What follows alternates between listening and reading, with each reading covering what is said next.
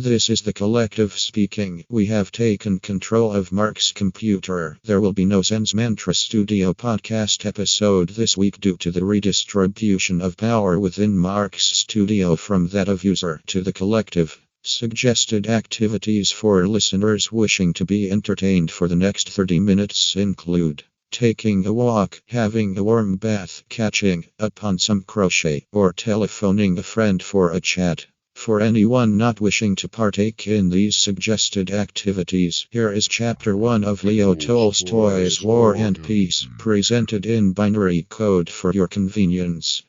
01011001010001010. This week in the studio be like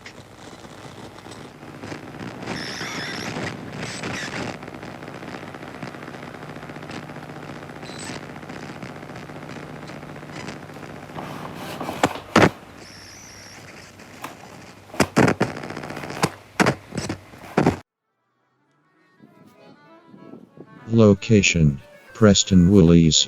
Date: 31/01/2013, 4:18 p.m.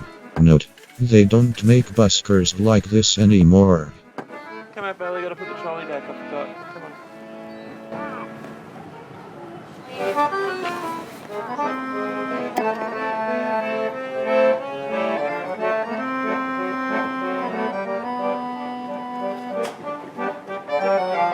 Oh,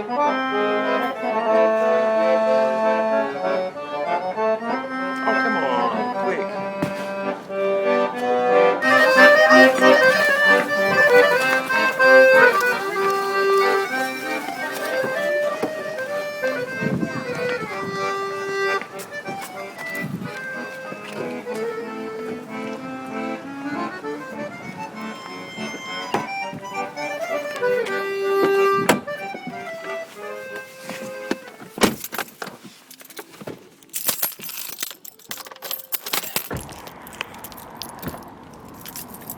Location: Darntays Fairway Dry Cleaning, Thornbury.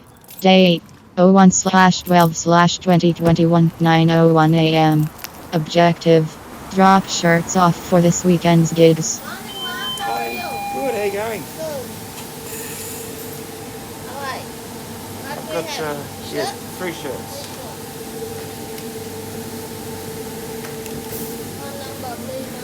Um, 0425 751 60. Friday? Yeah, great, thank you. Yeah. But this virus is electric. Location: Fat Chef Never Trust a Skinny Chef Cafe, East Keeler. Date: 28/11/2021 to 25 p.m. Note: may include interminably long guitar solos. Make the best of the situation before I finally go insane. Please don't say we'll never find a way. Tell me all my love's in vain. Lay low. Got me on my knees, lay low. Beg and darling, please lay low. Darling, won't you ease my worry mind?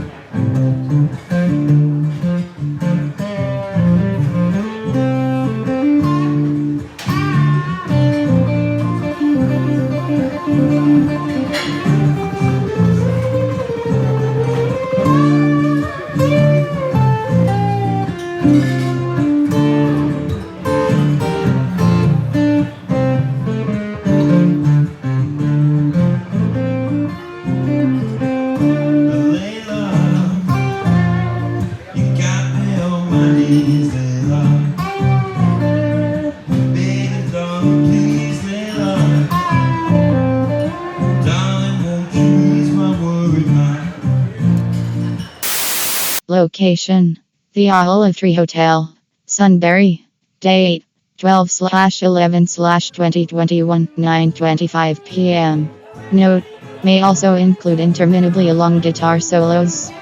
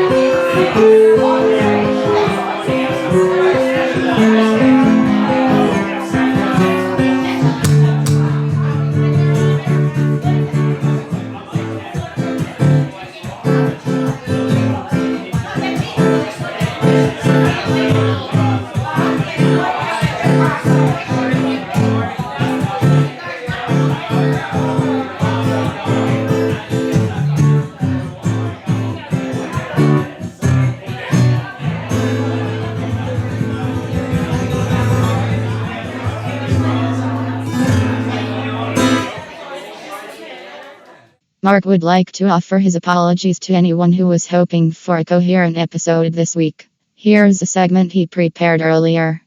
My son recently walked into my studio and said, "Hey Dad, what's some good rock?" He's a pretty funky kid. He likes lots of old school, groovy, funky sort of stuff. He's got good taste, actually. I think he likes Stevie Wonder and Prince and things like that. And so I came up with a Spotify playlist for him, which started off with Aerosmith and then sort of went through some classic Bon Scott era AC/DC, and then a couple of choice Chili Peppers tracks, and then a couple of Living Colour tracks. And I think I sort of added to it as I went along. I don't know how much he'll actually enjoy, but I've got some Soundgarden in there and some Alice in Chains as well.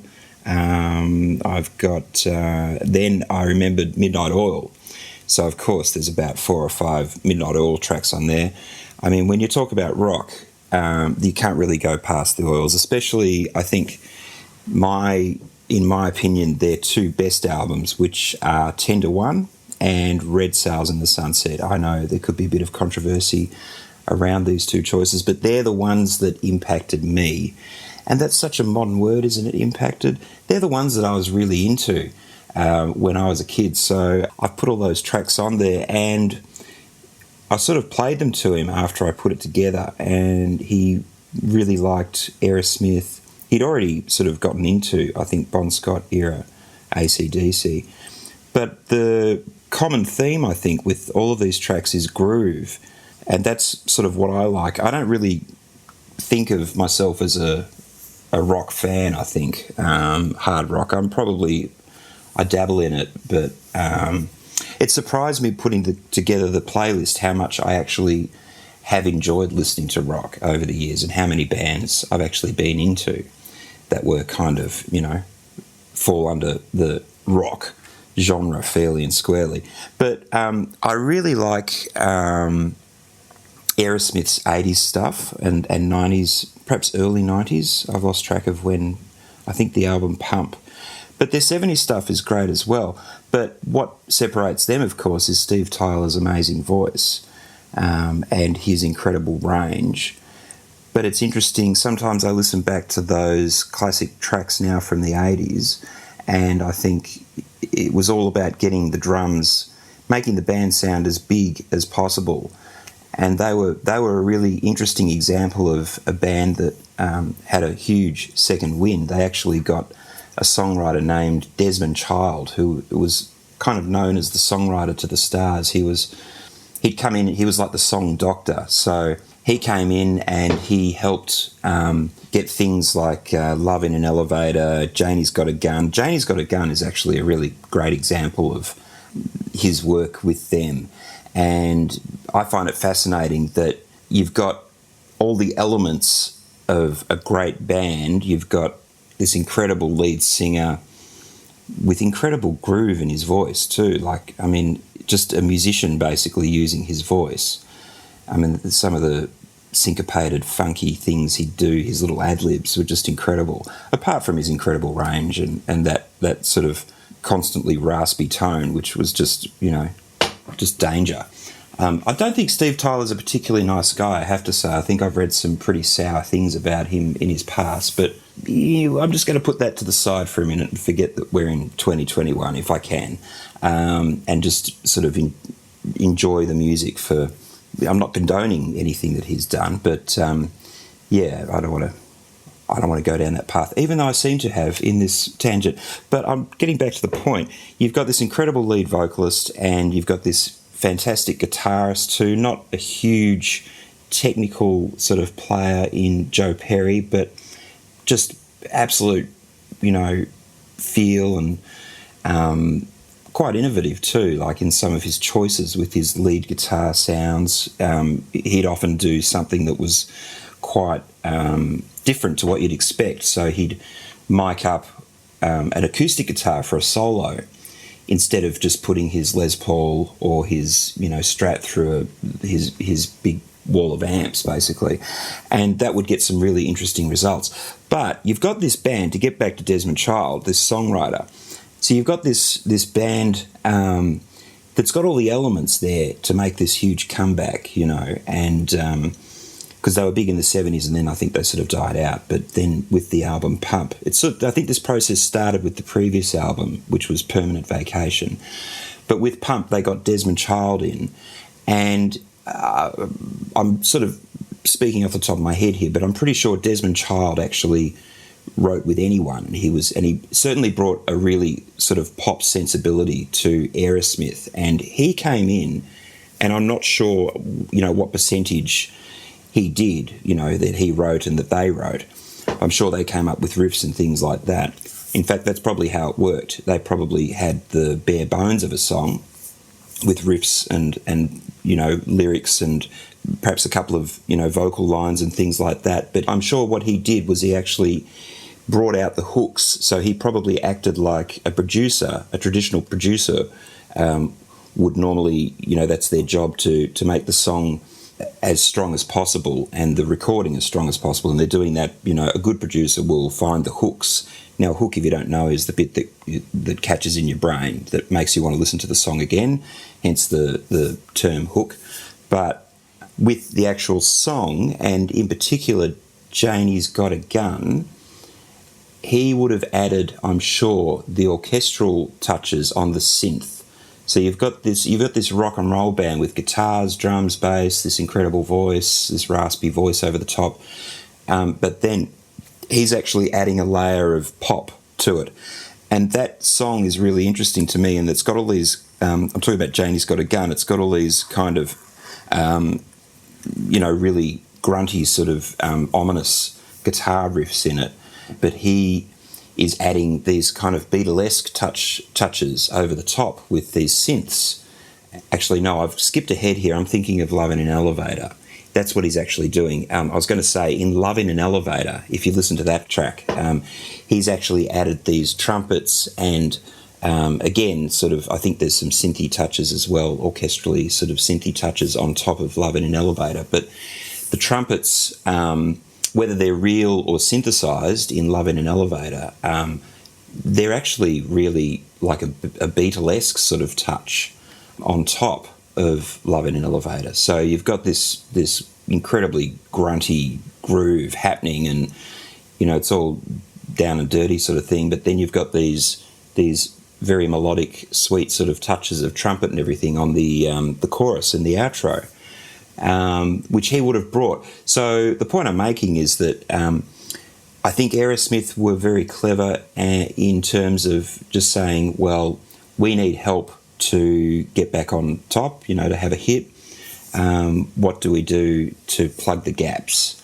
And they got someone in that just really kind of homed in on what was catchy, what was going to get them on the charts again, and then honed those hooks.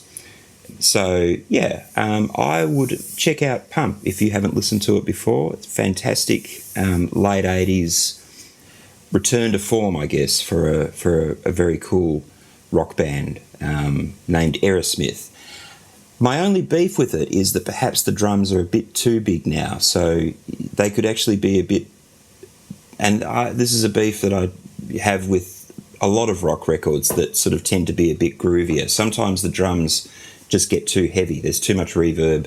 Particularly in the 80s, you had a thing called gated reverb, which was like you'd have a reverb straight after the snare hit, and then that reverb stops. So it's a way of getting maximum space, because if you had the reverb going non-stop, the whole thing would just drown in a sea of wetness, of reverb, of echo. But with the gated reverb, what it does is it lets the reverb go straight after, it triggers it, straight after the snare hit, and then it cuts it off. So you've got this momentary huge space, and then it cuts it off again for the next beat. So it's not overlapping into the next beat, which would be incredibly muddy. So those gated drums sometimes start to annoy me a little bit in those recordings.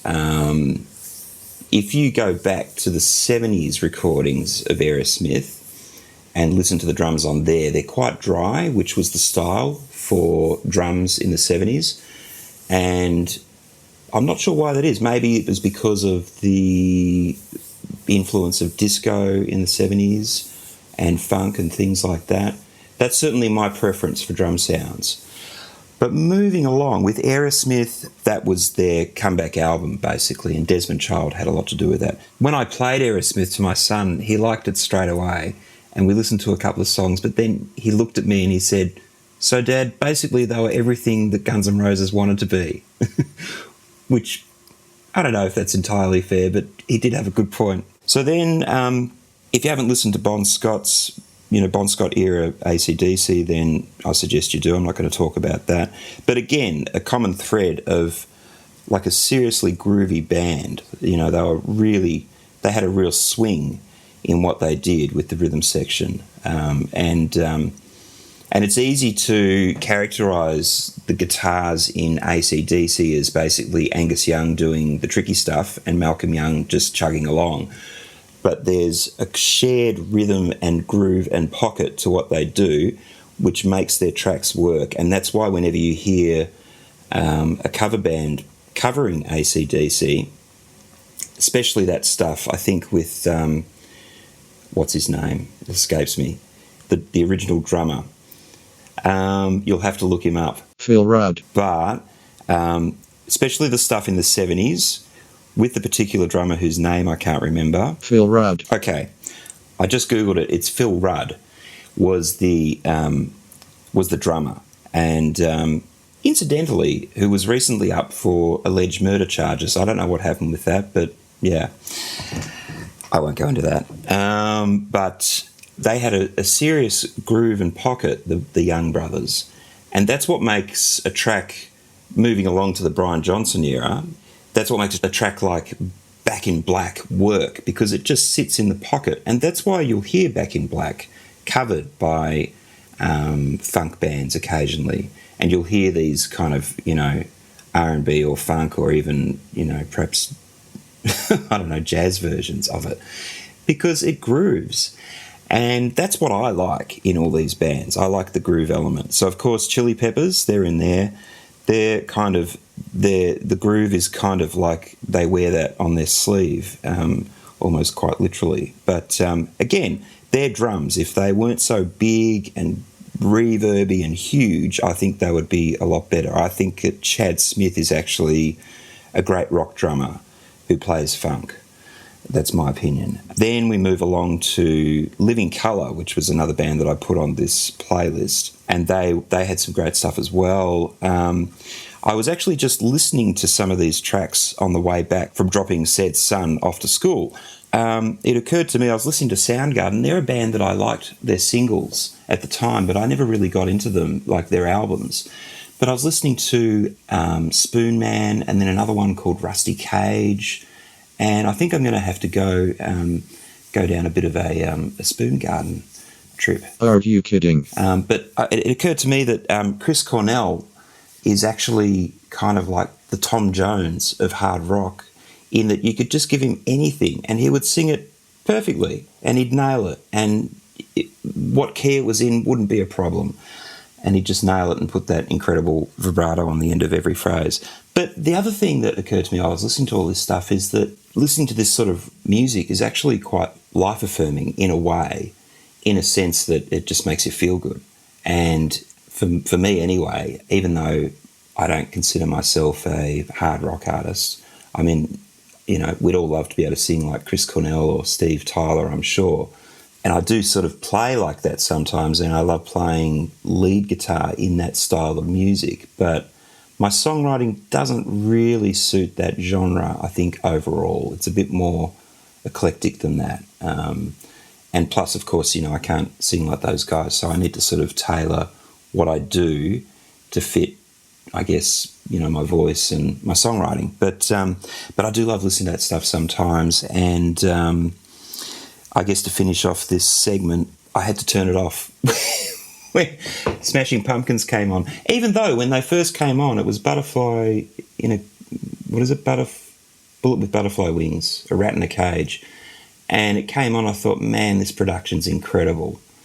And then as the track went on, before I turned it off, I thought, what balls this guy's got to actually sing with this voice. Now, some may say the same about me, but I'm saying it about him. I forget his name now in the Smashing Pumpkins. Billy Corrigan. But I do admire his chutzpah, and I admire he's obviously got a vision, and it's quite big. And I admire that in the Smashing Pumpkins. And the lead singer, whose name escapes me. Memory upgrade required. But yeah, couldn't go all the way through of Rat in a Cage. Not at 9 o'clock after school drop off. Mad props and extreme gratitude to the following people in alphabetical order: Anthony Ray, Beck Godfrey, Campbell McNaughton, Jill Harvey, Gordon Thompson, Jody McNaughton, Justin Slay, Logan Sinclair, Lyndon Wesley, Neva Connell, Nicola Platt, Paul Appleman, Paul Richards, Pete Sim, Salman Khan, Sharon Swan, Barbara Renz, Paul Hughes, Natalie Guglielmi, Graham Hughes, Gloria Kennedy, and especially to Mark's Everloven family, Helen Hughes and Bailey Hughes. Tune in next week when we, the collective, will discuss the singularity. What will it mean for you and your loved ones? Oh, and maybe there'll be some new music from Mark if he gets his shit together. Oh, and don't forget to like, share, subscribe. Why don't you stop? Like, share, subscribe.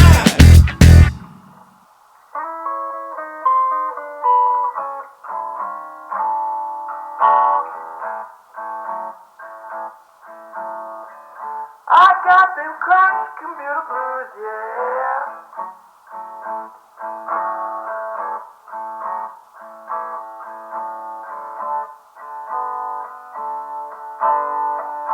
I got them cracked computer blues, yeah.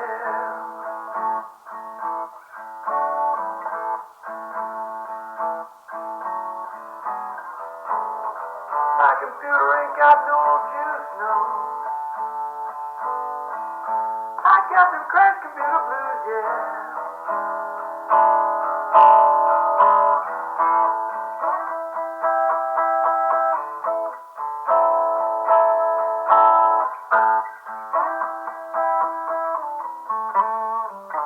End transmission.